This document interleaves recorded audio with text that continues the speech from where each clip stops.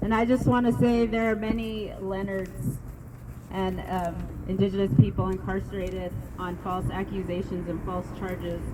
And just looping back to the obelisk in the plaza that came down in 2020 at the hands of indigenous folks and allies, 10, I believe, people got charged with that, even though the city had agreed to take these monuments down in June of 2020 and failed to honor their promise.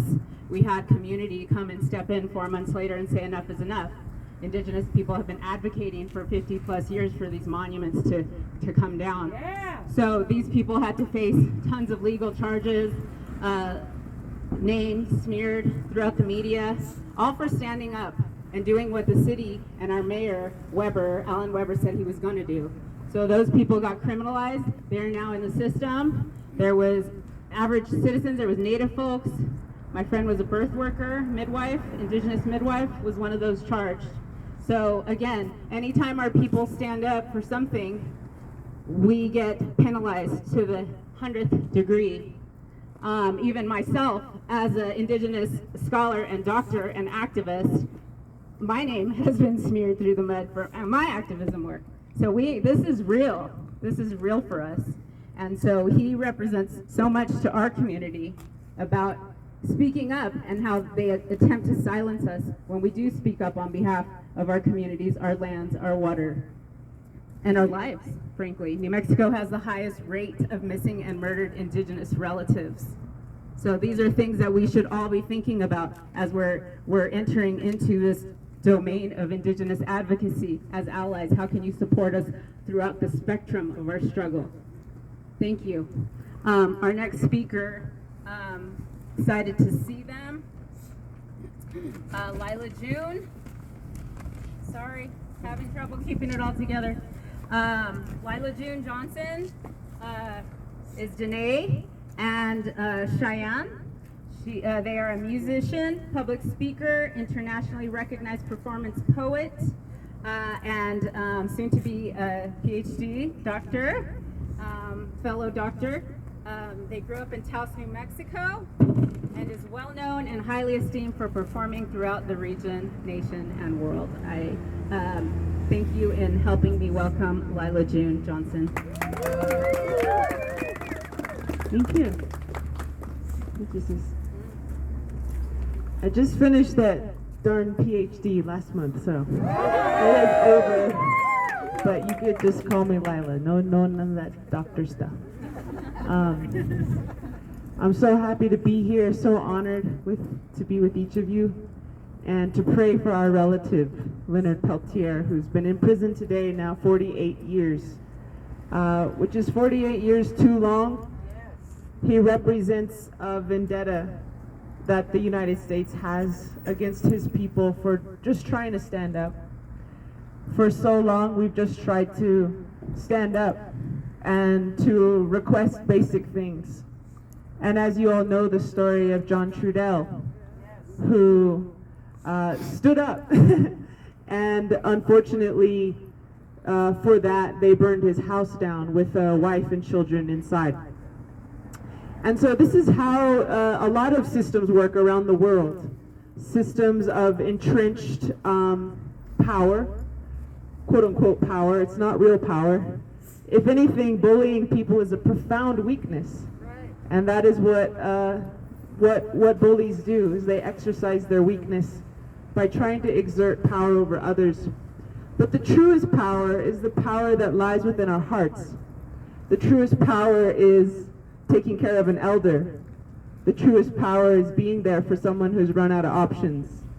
The truest power is writing a book like My Life is My Sundance.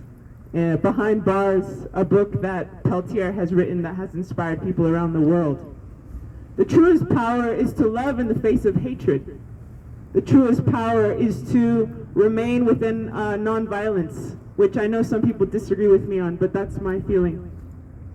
The truest power is to be kind. The truest power is to take care of all creation as if it was our relative, because it is.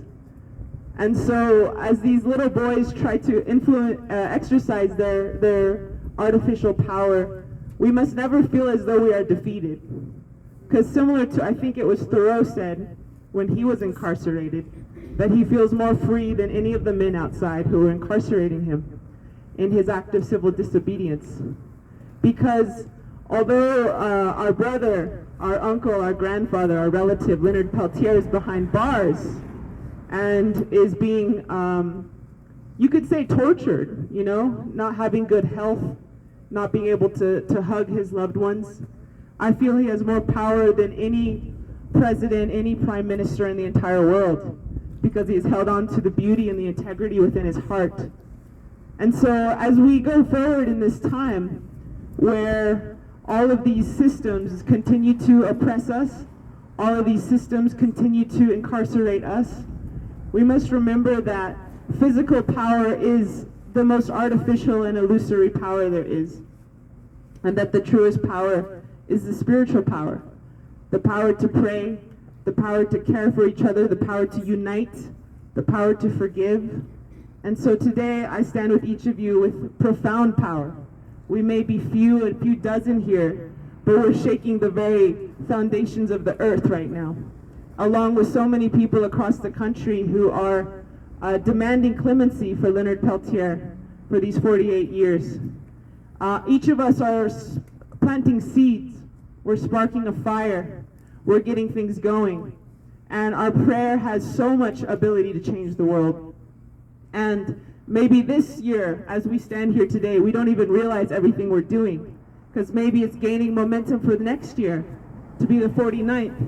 And maybe by the 50th, we'll see our brother walk free from those jail cells. Maybe by the 50th, we'll see him walk out and hug his relatives. Maybe by the 50th year, we'll see him live free, go back to his ceremonies, go back to his Sundance, go back to his land, go back to his horses, go back to his people. So that's what we're here to do today. We're here to put one foot in front of the other. We're here to never give up. We're here to keep trying, because you never know what you're sparking, you know? You never know what you're doing. So thank you for coming out today and standing in the cold, because you never know what these things do. And we must always continue to show up. And even though it always feels like David and Goliath, you have to remember that David won at the end of the day. Because he had righteousness in his heart. And that's what we have. So I really believe that we're going to continue to bring true power out to the world. And even when I ran for office here, you could say I poked the bear a little bit. I, you know, tried to challenge the system. And they tore me down too, as deeply and with the most anguish they could possibly put me in. And it was a good lesson, you know, to know that when we go up against these power structures, we have to go together. We have to go unified. We have to prepare first. I was not prepared. I was like, I'm just going to run against the Speaker of the House. It'll be so fun. No. Not when he's connected to the pharmaceutical companies, the oil companies, the casinos, and all these industries of addiction that donate to his campaign, or rather to the Brian Egoff Speaker Fund. So yeah, going up against these big things, we got to be ready. We gotta form our alliances. We gotta connect with, even internationally, you know, with Europe, because one thing about Europe is America wants to be just like them. They won't admit it. And the Europeans have a lot of sympathy for us as indigenous peoples. And when the United Nations put out the Declaration of the Rights of Indigenous Peoples, America got jealous. And said, oh, well, the United Nations is doing it. Maybe we're behind. It's like, yeah, you are behind. You're way behind. You're the last in line when it comes to indigenous rights. Australia's way ahead of you. New Zealand's way ahead of you. Canada's way ahead of you. And it's time for the U.S. to wake up and to understand that this is not a playground for the exercise of their capitalistic fantasy. This is our indigenous lands, not ours in terms of ownership, but this is the place Creator put us to protect. And if you stand behind us, you'll learn how to protect it too. And so it's very exciting for us to remember to be prepared. Remember that as we do this today, we also work tomorrow too, not just the day of the rally, and the day after that, and the day after that, to make the phone calls, to send the emails, to have the conferences, to generate the alliances we need to actually break our brother out of this prison. because most of the time when we ask for this, America just laughs at us. But the time is coming, the scales are tipping, the tables are turning, the critical mass is gaining all across the country, all across the world. Everywhere people are waking up, people are wanting to be connected to truth. They're realizing that maybe this Eurocentric model doesn't work. Maybe patriarchy doesn't work. Maybe white supremacy doesn't work. Maybe maybe human supremacy, this idea that humans are somehow above other organisms, other life forms, doesn't work. And so now that these systems are collapsing, they're finally looking to us as indigenous peoples and saying, maybe we don't know what we're doing. Can you help us?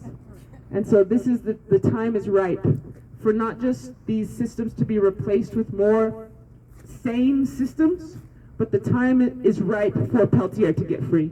This is a type of climate that could actually bring that to bear. And we need a similar BLM type of movement for indigenous peoples right here, right now, for all indigenous peoples across the country. So just keep believing in yourselves, I guess is what I'm trying to say. Keep working with discipline and excellence. We are warriors, and the earth needs us, and our brother needs us, and so many beings across the country and across the world need us to be clear, to work hard with discipline each day.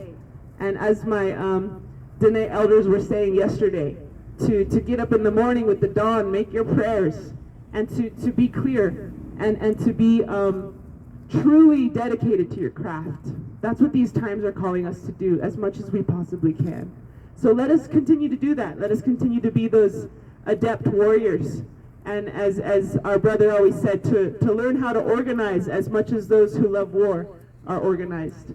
And I think with all of us together across the country doing this together, we're practicing that.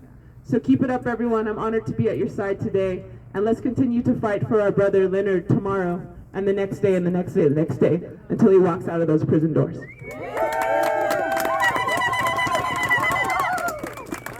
Thank you, Lyla.